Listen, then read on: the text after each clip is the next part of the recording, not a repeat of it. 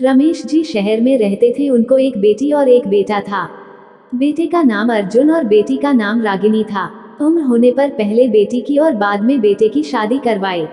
बहू का नाम नीतू था। शादी के 2-3 सालों में ही नीतू का वजन काफी बढ़ गया था और वह पहले से दुगनी मोटी दिखने लगी थी।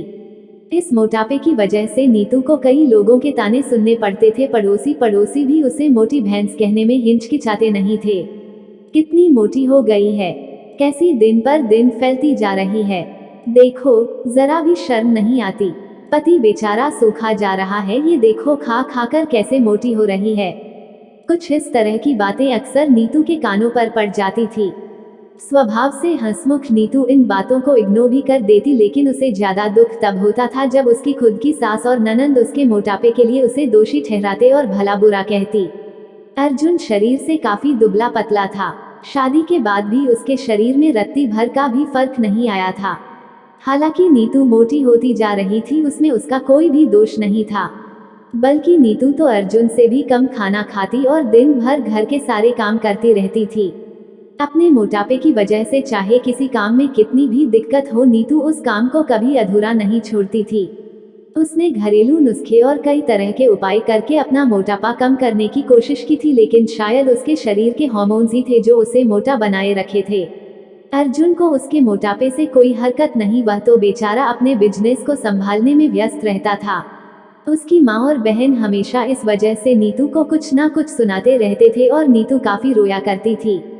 नीतू जब भी मौका मिलता अपने पति से इस बारे में बात करती थी और कहती थी कि अपनी माँ और बहन को समझाओ, मैं मोटी हूँ, उसमें मेरा क्या दोष है। पूरी दुनिया मुझे कुछ भी कहे, मुझे फर्क नहीं पड़ता, लेकिन जब मेरे अपने की मुझे भला बुरा कहते हैं तो मुझे काफी दुख होता है। ऐसे ही दिन बीते चले गए।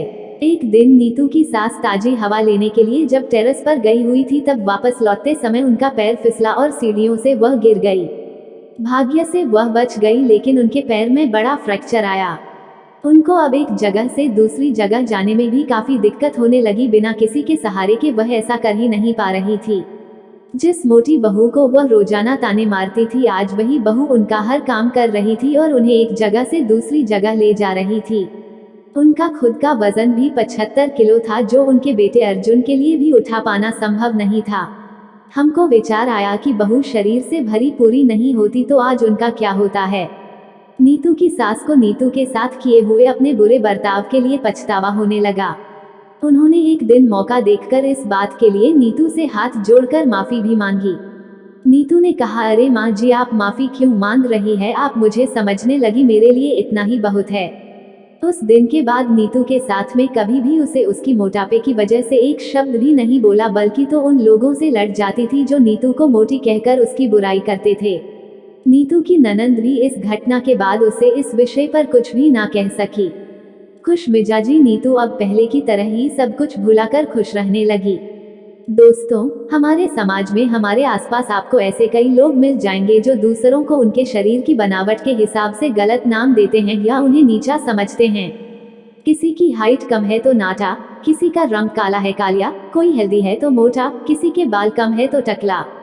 हमें ऐसी सोच को पूरी तरह खत्म करना होगा और यह समझना होगा कि बाहरी स्वरूप ज्यादा मायने नहीं रखता, मायने रखता है भीतरी खूबसूरती, स्वभाव और विचार।